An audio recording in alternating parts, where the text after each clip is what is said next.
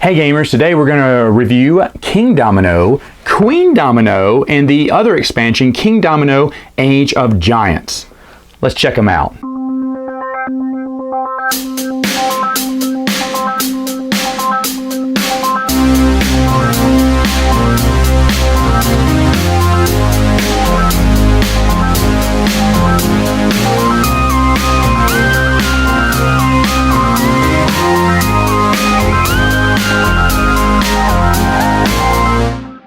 Setup for Kingdomino is extremely easy. You take the starter tile, you put your little cardboard castle on it of your color. Everyone picks a color that they want. There are 2 of each meeple. That's if you're playing a 2-player game, you'll grab 2 of these.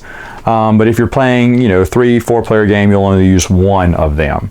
But everyone starts off with their own castle and their own starting piece. And what they're doing is they're building dominoes, basically domino pieces, these big, nice, thick cardboard pieces around it. Now, depending on how many players are in the game, depends on how many you put in here. For instance, I think it's 48. You put them all in there for a 4-player game, 36 for a 3-player game, and I believe it's 24 for a 2-player game. You just shuffle these cards, you shuffle all these tiles, and the tiles have these little numbers on the back of them. So you shuffle them around, put them on top where you can only see the top numbers, and you'll bring out as many as there are players in the game. So for instance, for a 4-player game, we start off with 4. So, well, first off, let me just get out 4 here. So I got out 4. Well, then you're going to arrange them in numeric order. So the 5 would go first, then the 11, then the 18, followed by the 23, and that's how you would place them out. Now, usually the lower number, the bigger number, is the better number, and the lower number here, that's the worst type in a way. But everyone will just randomly go ahead, not randomly, but each player will go and claim a piece here, and this is the order of where they'll go in the next round. Now, of course, if there are 3 players, there'd only be 3 of them out there, and if there are 2 players, you would have 4 out there, but you would have 2 pawns to put on there. That's how you start off. After that, you would draw 4 more. So let's say I have some in my hand here. I drew 4 more. That's the 15, then the 16, then 29, then 43. Okay, and then I put them out like that with the highest number going lowest. And of course, usually that's the best one. But this time, since this character would take this piece, and they have to do this, they have to put it onto their castle. And when they put it onto their castle, they are making a grid of a perfect 5 by 5. What I mean by that is, let's just put 2 out here, put here and here, 1, 2, 3, 4, 5. And of course, it can go long ways, 1, 2, 3, 4, 5. Okay, but that's what they're trying to do. If it's a 2-player game, they're making a perfect 7 by 7. So anyway, what they're doing is they're grabbing the tile that they were on, and they are attaching it somewhere to their board. Now, the rules are anything can attach to the castle, that's fine. But after that, you must have a tile that matches another tile. Like this one can go here because anything matches the castle, but it couldn't go here because none of these are forest. If one of them was forest, like maybe this one could go here because it matches at least the other forest tiles. That's what I mean by matching. So something has to match. That's not allowed. That is allowed because anything can match the castle side. So that's kind of basically how they're building it. Now, when he removes it and he picks another one on the board, so let's say he picked that one next. Well, then he'd match that one, and that would be his turn. Then yellow would go, and he'd pick one on the thing, and then he'd put this one on his board, and then pink would go, and then blue would go, and then that would be the turn for the next round. Blue would go first, then pink, then green, then last yellow, because they got the best card last, or they got the best card coming this round.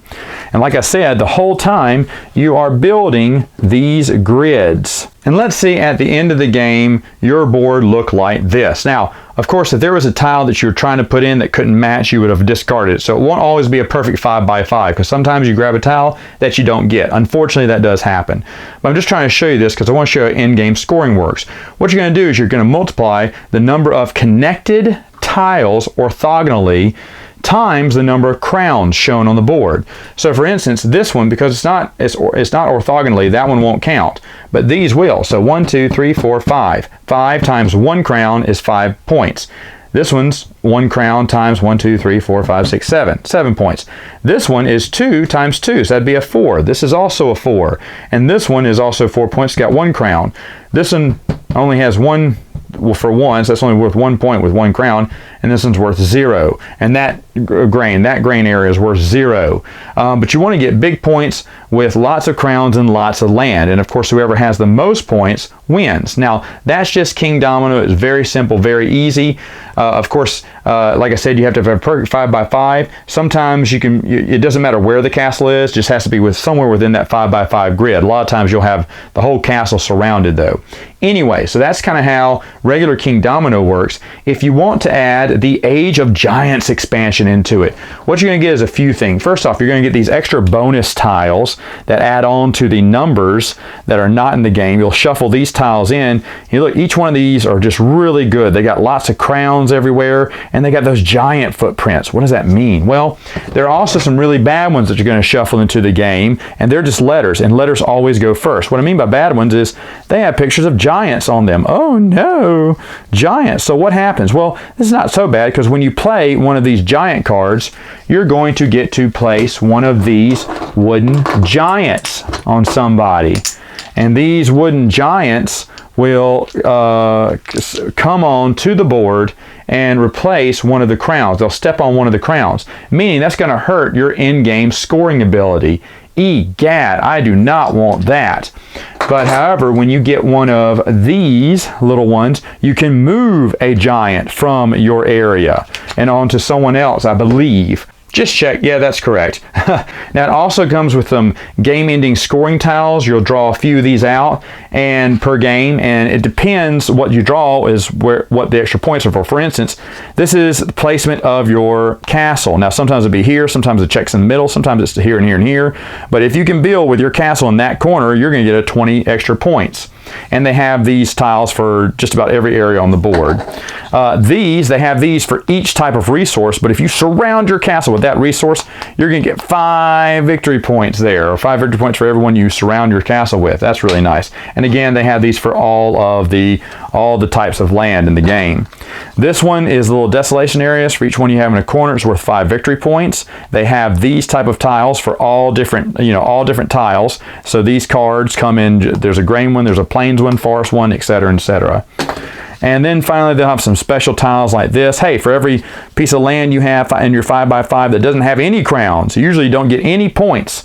Like, let's say if a giant had covered this crown, I would get 0 points for that. Oh no! But if I had a place where, let's just say there's a plain field, then I would get 10 bonus points for having no crowns in my 5x5. So that's really nice. This one gives you crowns that are in a row, either connected horizontally, diagonally, or vertically. That's really neat. You get 10 victory points. And if you had to go the whole game without trashing any of your tiles, because sometimes you get a tile, you win it, but you can't fit it on your board. In that case, if you didn't trash one, each player would get 5 victory points. And basically that is the Giants expansion. Okay, so here's the setup for Queendomino. What you're going to put out this board, shuffle these building tiles, put them out in the designated areas on the board. You're going to place your little dragon right there. Your queen token will just be hanging somewhere else out. You'll each get one of these little starting tiles and one of these starting meeples. They come in 4 different colors. They look just like the ones from Kingdomino, and yes, you get 2 of each. I should mention that in Age of Giants, there is an extra color. It is brown. Anyway, so this one, the players will pick a color and a little starting tile, and you have a tower, where all the tiles are. So you'll pull these tiles from the bottom. Oh, waka waka, a lot different now. And then that's kind of how you can, you'll shuffle them inside this box. It's really nice. And then of course put them in numeric order, so 20, 26, and 30. This is a 3-player game. And then of course all players would pick one, and then you draw 3 more, and then they'd get to go, and I think these are the right numbers there. And then they, of course, add these to their board while they're picking those, and so on and so forth. So the gameplay is just very similar than Kingdomino. For instance, in the game, 3 or 4 players, you're making a 5x5. 2 players, you're making a 7x7. One of the big differences is there is money in this game. Money comes in denominations of 9, 3, and 1. However, you're starting the game with 7 coins here. And the game also comes with these buildings and little knights. Everyone's going to start with a little knight. They won't start with any of these castles yet, but castle pieces will be over to the side. Now, of course, what you're doing is you're building your grid and trying to make an excellent little kingdom. And if you'll notice, there is a new area here. There is the red area. What is that? Whenever you get a red tile for a free action, there's a few free actions you can have in this game. One of the free actions would be to, if you have a red tile, you can choose to purchase one of these buildings. Maybe 2 buildings if you have a double red tile. And the building costs are located here, 5, 4, 3, 2, 1, 0. And so what you could do, you buy, however many you wanted, and when you bought it, you would instantly get the stuff right here, which this one gives you 2 extra knights. Sometimes it gives you a knight in a little castle, but it'll tell you, sometimes it'll just give you, like this one, will give you a castle, and it'll also count for a crown. Now you're always going to put it on top of the red tile. You cannot put 2 tiles on top of 2 buildings on top of each other. You have to put it on an open red tile space. But you definitely want to do this because it's going to give you maybe some instant victory points in the game, or some extra knights, which are good. I'll explain why they use, or these buildings, castles, which are really good, and crowns, of course, are really good too. The rule book's very self-explanatory for what each one of these does.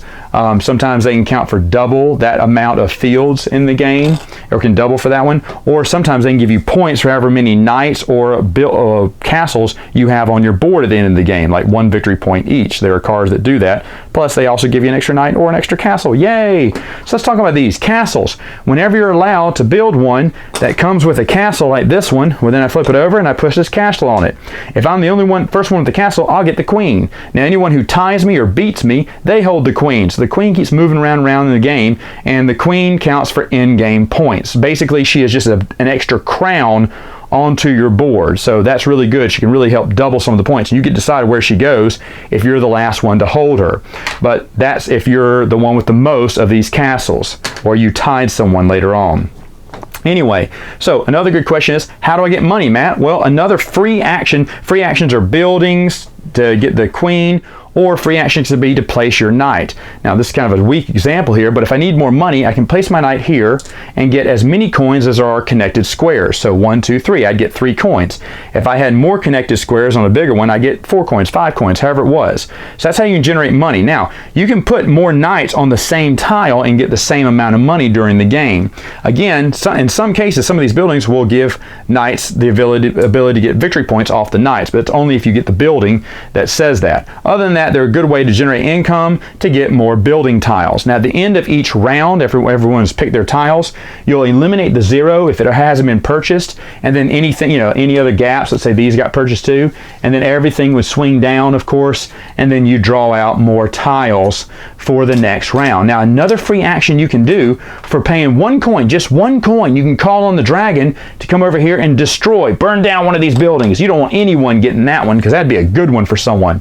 So you paid 1 coin, it's a free action, and that building's burned down. You can't do that if you're the person who has the queen, obviously, right? You see, oh man, if they build that castle, they're going to get my queen, so I'm going to hire the dragon. No, you cannot do it if you have the queen. But if you don't have the queen, you can pay a coin and the dragon can knock out any building for that round. Of course, multiple players can play the dragon, knock off several buildings. That can happen in a game. Now, the game ends the exact same way once you have all the tiles built out, depending on the amount of players, 48 for a 4-player game, 36 for a 3-player game, so on and so forth. Once you've done all that, then you're going to count your victory points the same way you would in Kingdomino, except for any special tiles that count up rooks or knights for victory points, or they have victory points printed on them like this, 2 points like that. After that, of course, whoever has the most victory points wins. Final thoughts, what do I think about the game? Well, guess what, folks? Everything that goes in here can fit in here. Woohoo! I really love that. I saw this on my buddy Luke from Down from the Attic, his channel. He actually showed Kingdomino. I was like, oh, that's what it's about. I never checked out Kingdomino. I'd heard about it. I was like, dominoes, a game with dominoes? I don't want to play that game.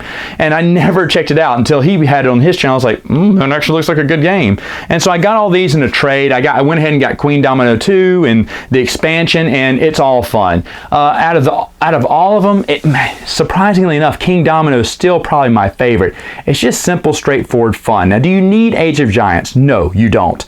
but that you do, it does add that extra interaction with players. The Giants are a little mean-spirited. You may not want to play with that expansion, but of course the in-game points that you can get at the end, that's really nice, but a lot of times they're very hard to do, and a lot of people aren't even trying after a while. But it does make the game a little bit better. It does give it extra dimension, so if you like that, then go ahead and get it, but it's not necessary. Now, Age of Giants can be played, of course, with Queendomino as well. I think Queendomino on its own stands up. I kind of wish they just would have added those red tiles and everything else as an expansion to Kingdomino. I don't know why they had to rename it Queendomino, and it's essentially the same game, just with a little bit extra rules on it. Yet those spins on the rules, you do want to buy buildings, you do want those red lands, and it does add that great dimension. Plus, I love that tower. I absolutely love that tower. So, like I said, if all you got was Queendomino and you want a little bit extra on there, that's good. But Kingdomino is just as good. So I do like them all. I like that it all fits in the Queendomino box. It's definitely worth your time, and I think it's fairly cheap online, as of this video at least. All right, gamers, that's it for now. Until next time, game on.